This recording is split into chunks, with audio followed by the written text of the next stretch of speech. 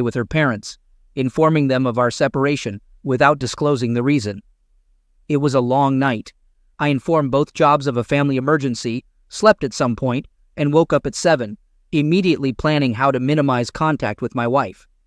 I called my mother to watch over my son, made a to-do list, dropped my son off, and explained to my mother that we would talk later that day.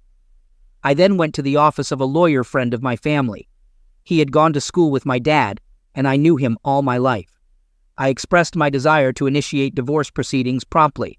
He attentively listened to my narrative and suggested taking some time to think, but I remained firm. He mentioned he could finalize the divorce papers by the day's end.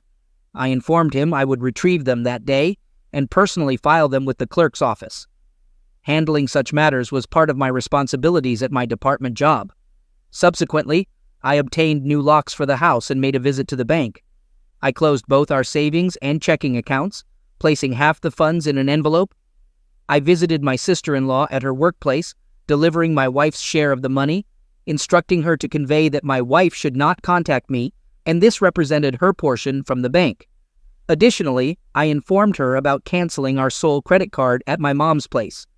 I divulged all details, and my sister and little sister devised a plan for the latter to stay at my house, caring for my son, while I juggled work and school for the remainder of the week. Returning home, I changed the locks, spent the afternoon cleaning and bonding with my son, then proceeded to school. My wife chose not to go to work that day, reaching out to the janitor to share the events. He showed sympathy and invited her to his house that evening to escape the stress. More details about this house will be shared later. In short, she went, and they were closeness. Here is her account of that night. He drifted into sleep afterward. Initially, I felt so thrilled, but as it unfolded and afterward, it started to feel inappropriate. Since he was asleep, my mind began to wander. I reflected on Op and how he had influenced me to seek someone else. I got up and departed.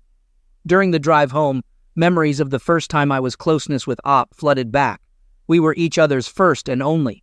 I broke down, contemplating how disgusted I was with myself. Then, I found myself angry at Op once more. It truly became a sick cycle. I refused to confront the responsibility of the truly terrible thing I had done. I convinced myself it was his fault. 2 days later, that day began as normal. I went to work, came home, showered, and ate breakfast with my son and sister. My wife called and wanted to make arrangements to see our son. Jenny was cocky and spiteful on the phone. I told her that I would meet her Sunday at 1 p.m.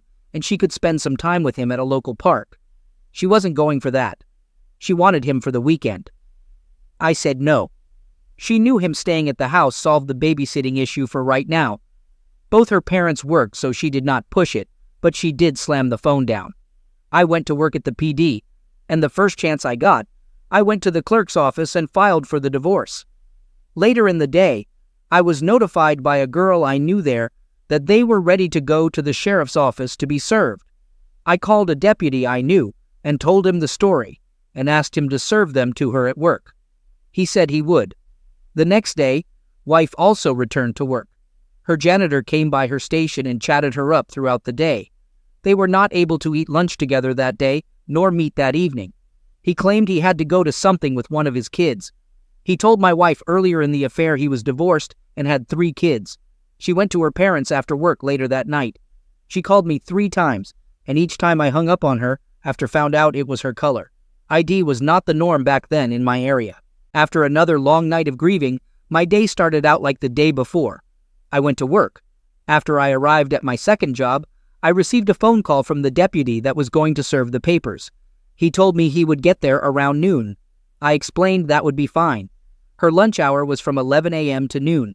I sat at my desk and tried to work. I was antsy and got up and went to the restroom at least 3 times until I finally threw up.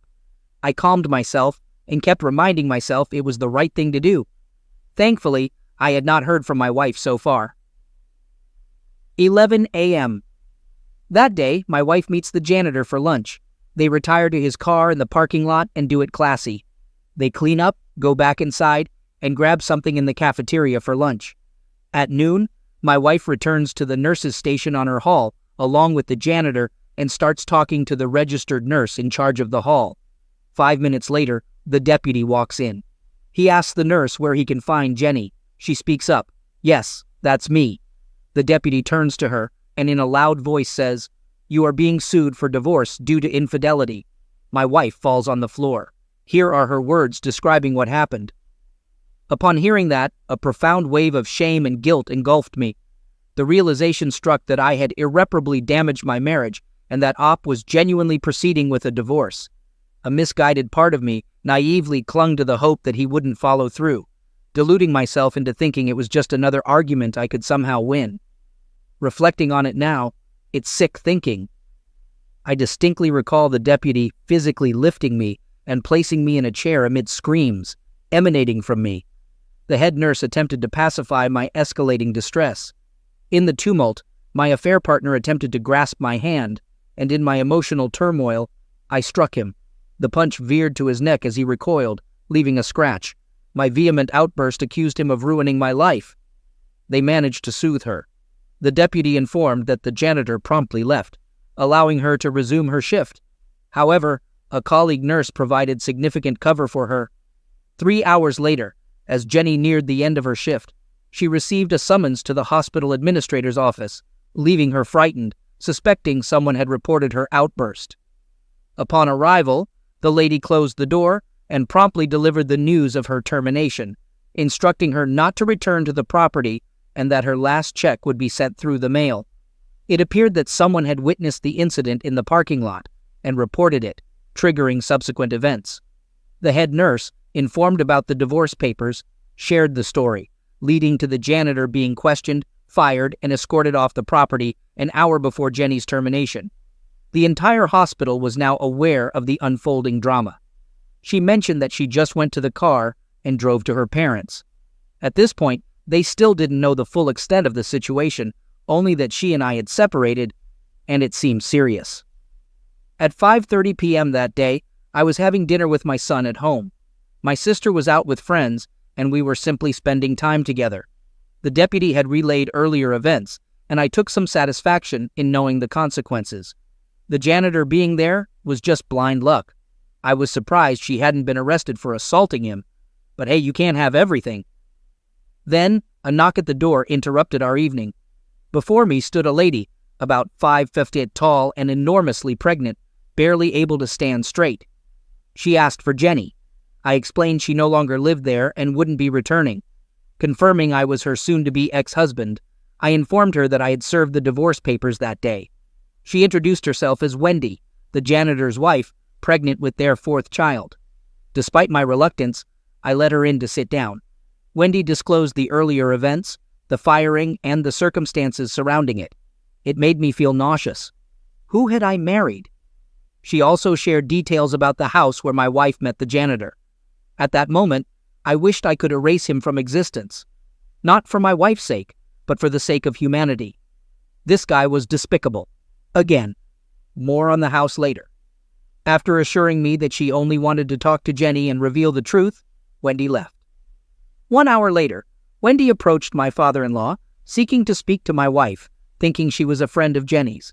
When Jenny appeared, Wendy disclosed her identity and the truth about the janitor. Wendy and the janitor were still married, and she was 8 months pregnant with their 4th child. Jenny was upset, crying, and repeatedly apologizing. However, the revelation took a darker turn. The janitor, along with another hospital colleague and a friend, had been playing a game, scoring how many married women they could seduce within 90 days, until my wife, the 3rd man, was leading with 3. My wife became the janitor's 3rd conquest. Oh, and on the night he claimed to be with one of his kids, he engaged with the 4th woman. According to Wendy, this 4th lady had been married for 25 years, and Wendy was informing her husband. Then, it was their neighbor. The house served as a place they rented for these encounters with married women. Wendy learned about this 2 hours after his termination. He returned home, intoxicated and tearful, confessing everything in an attempt to reconcile. Wendy left with the kids and informed my wife that she was leaving him. She then squared up her shoulders, slapped my wife hard across the face, and called her a foolish cow. Jenny was stunned. Wendy told her she should be ashamed of tossing away her family, recounting how she had witnessed a loving man feeding his son alone because his wife was a foolish, selfish person without morals. Overwhelmed, my wife lost control, crying, while Wendy walked away, got in the car, and left. My in-laws checked on her. After the car drove off, she was essentially catatonic. They got her inside and considered taking her to the emergency room when she began speaking incoherently. My father-in-law thought she might be on speed. She expressed remorse and a determination to fix things. They eventually calmed her down and learned the whole story. My father-in-law was deeply hurt. He was and is a good man, he later said. Jenny could see the shame and disappointment on his face. As for my mother-in-law, as usual, she blamed me. I'm not fond of her. In the aftermath, my father-in-law called me the next day and apologized, the only time I ever suspected he had tears in his eyes. He shared what had happened and mentioned that Jenny had been in her room all day and night. I informed him about the appointment. She had to meet me on Sunday at 1 at the park. He said okay and hung up. I worked on Friday and attended school on Saturday. By day's end, I learned I had passed and would receive my degree. Bittersweet, but I had made it. My parents celebrated that night with extended family coming over and cooking out. I have a great family. The next day, no one brought up Jenny. At the time, I hadn't heard from her. We were supposed to meet up at 1. I considered it a blessing, something I could use in a custody hearing if needed. At 3:30, her father called. He mentioned Jenny was still not responding coherently, walking around in her bathrobe with a notebook in her hands, not bathing, and eating sparingly. He was worried and tired, afraid to sleep in case she hurt herself. He asked me to come see her, but I declined. I couldn't feel anything for her. I told him to get her some help, and I would allow her to see our son when she could get herself together. I truly felt nothing for her that first night. I had gone through my trial by fire and emerged stronger. More on that later. I wasn't going to care about this person ever again. I didn't hear from her or her family for 2 weeks. 2 weeks elapsed since I last spoke with my father-in-law. During that time, I quit my part-time job and actively sought a new one. I had plans to pursue my MBA, but wanted to settle into a new job for a year or 2. My son was asking about his mother, and I could only comfort him at that point. The longer she went without reaching out to see him, the better for my chances of securing a good custody deal. I was at the PD when she called, asking to set up a time to meet and see our son. I inquired if she had pulled herself together enough not to scare him, and she replied affirmatively. I told her I would meet her at 9 a.m. at the park on Saturday and asked her to bring her dad. I didn't want to meet her alone. My mother went with me. Upon seeing her, I knew I had made the right decision to limit her contact to only 2 hours. She was a mess, significant weight loss, no makeup, and lacking the feminine smells I associated with her. I later learned her mother had bathed and dressed her. Jenny was not fully functional yet.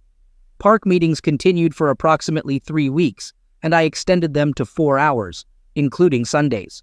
While she appeared to improve each week, I remained concerned about her mental health, leading me to avoid letting our son stay with her overnight or see him alone.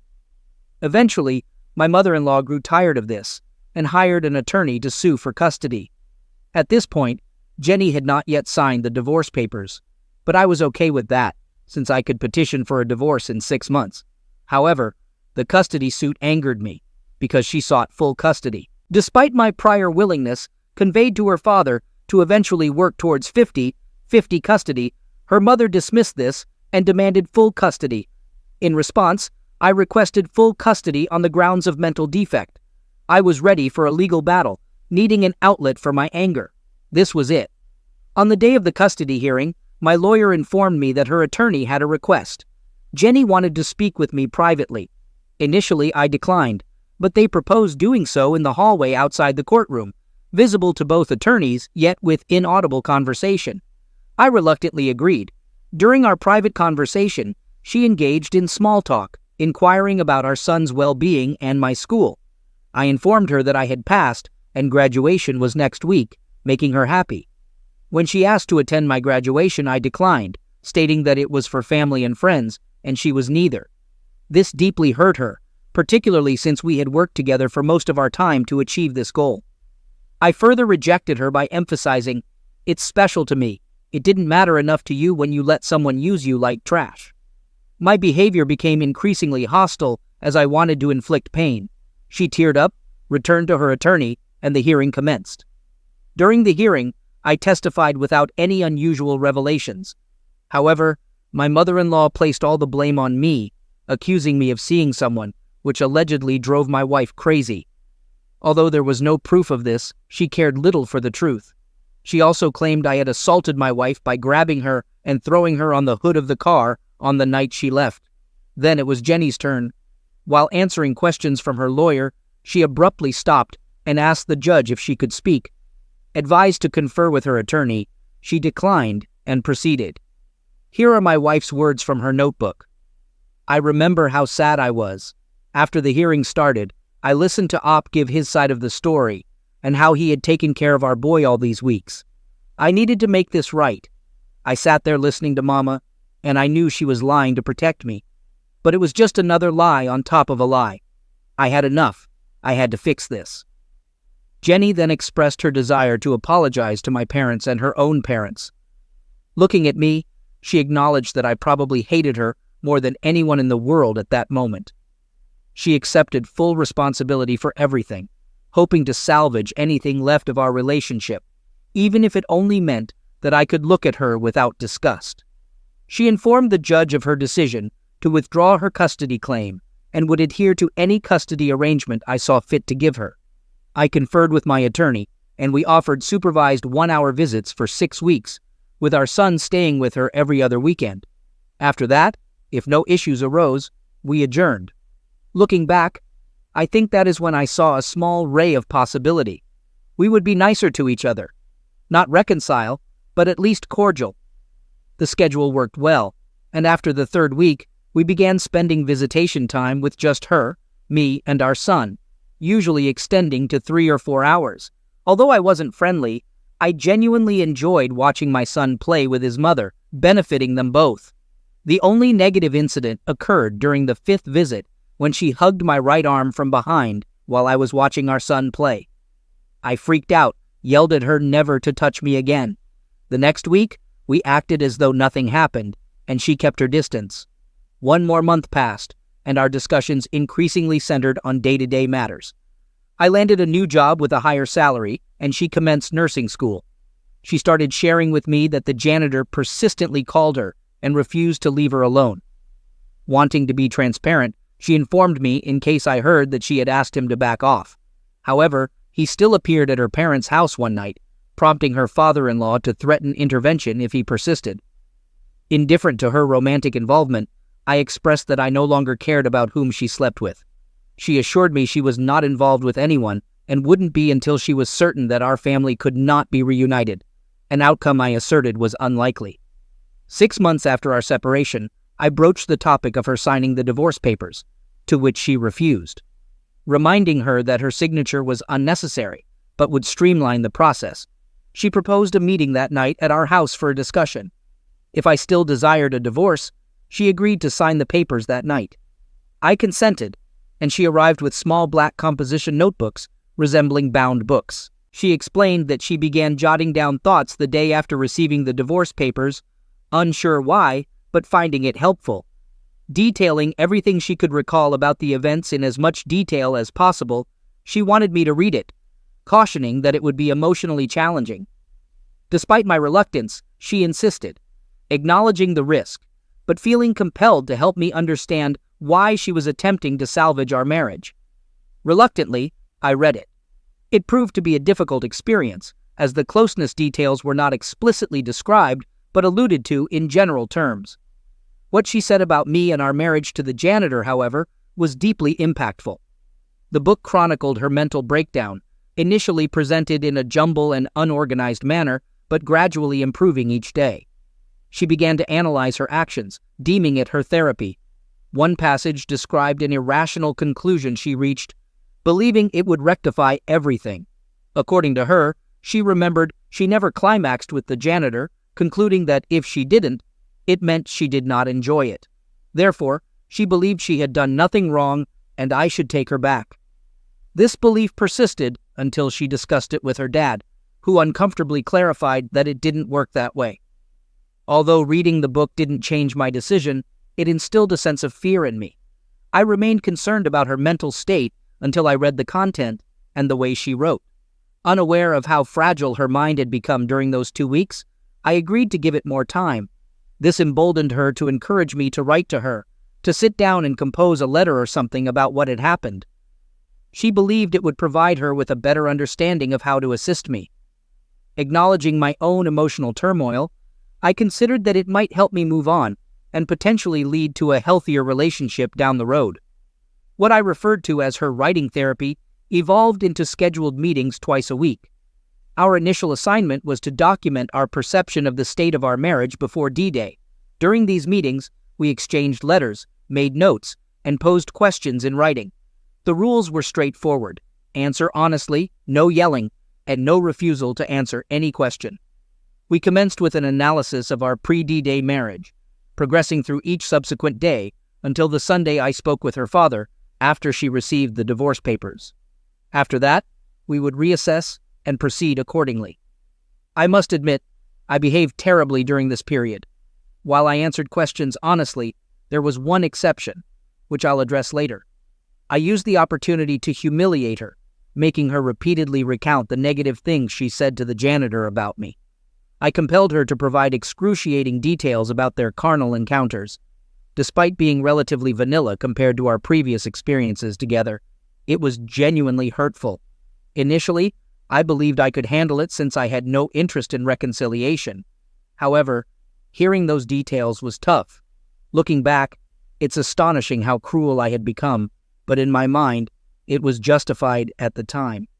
After about a month of this process, I had to acknowledge that it helped me to some extent. She proposed moving back in and taking the next step, but I refused. Despite her pleading and a compelling argument, I stood my ground. I explained that even if I entertained the idea of reconciliation, I couldn't be closeness with her again. She accepted this condition, suggesting I could explore outside the marriage while she remained faithful. That wasn't my character, so I declined. After another month, I relented but imposed strict rules. These rules were non-negotiable and firmly established. First, she had to sleep in the spare room. Second, absolutely no physical contact was allowed. Third, she could keep her money in her checking account, but I managed her banking and provided checks for her bills, rent for the room, expenses, and spending money. This was due to her giving the janitor $300 from our savings account a week before D-Day. Moreover, I anticipated that she might decline to move in. Fourth, her mother was not permitted to enter my home until we decided to reconcile, as I was still upset with her. Fifth, all prior custody agreements would automatically be reinstated if reconciliation didn't happen. Sixth, if I found someone else, she had 1 week to move out. She agreed to these terms and moved in. It proved to be more challenging than I anticipated, as I no longer had the cooling down period between the times I saw her. She was there all the time, leading to frequent small fights and hurtful remarks from me. I wanted her out. Shortly after she moved back in, we initiated Thursday night fight night, a concept stemming from our writing sessions. Every Thursday night after the kid was asleep, we would discuss ongoing issues or arguments in the living room. These matters had to be resolved before bedtime and could not linger. This practice persists in a modified form today, simply involving a dinner check-in about any issues to address that night. The kids remained unaware of its origin or purpose. I continued to be difficult, bringing up her affair at every opportunity. She handled it with composure, never engaging in the conflict. At that point, I would acknowledge I was emotionally cruel to her. Nevertheless, she remained resilient, recognizing that we were meant to be together.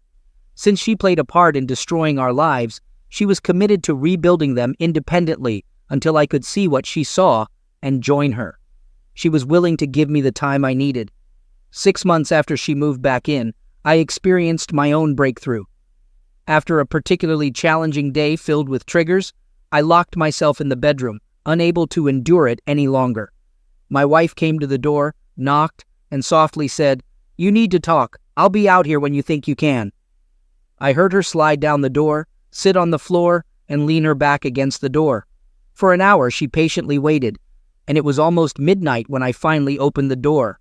She inquired if she could enter, and I declined, suggesting we go to her room. Once in her room, she sat on the bed and I settled into a chair. It was then that I finally revealed what occurred after I asked her to leave the night I discovered the affair. Following her departure, I spent significant time in my son's room, silently watching him sleep. I retrieved the checkbook, bill ledger, and a copy of the life insurance policy from my desk, placing them conspicuously on the kitchen table. After a shower, I retrieved my .38 from the closet shelf, laid it on the bed, dressed, combed my hair, and sat on the bed, grappling with the taste of oil on the barrel. I distinctly recall becoming fixated on that taste, identical to the scent. The duration of my contemplation remains unclear. Subsequently, I unloaded the weapon, returned it, changed clothes, and went to bed. Regrettably, I believe such thoughts enter the minds of many betrayed spouses. I admitted to her that it was the only detail I had concealed during our recovery. For the first time, I allowed her to hug and kiss me on the forehead in a non-goodbye context. It marked the initial emotional touch I permitted her to have with me. Although I claimed to forgive her that night, I did not genuinely mean it until several months later. Nonetheless, uttering the words began to open the door for me. Following that, physical touch gradually increased, holding hands, farewell kisses, hugs, and so forth. These interactions became more commonplace in our relationship. While full togetherness did not occur, we were progressing in that direction. Eventually, almost a year after her return, we became close. This period seemed like our hysterical bonding phase. She continued journaling, and according to her, we were closeness 32 times in 28 days. Years later, during a conversation, she revealed that until the night we became closeness, she woke up every morning thinking it might be our last day together. She kept telling herself to endure just one more day. Recognizing these signs, she understood that I was reestablishing a connection.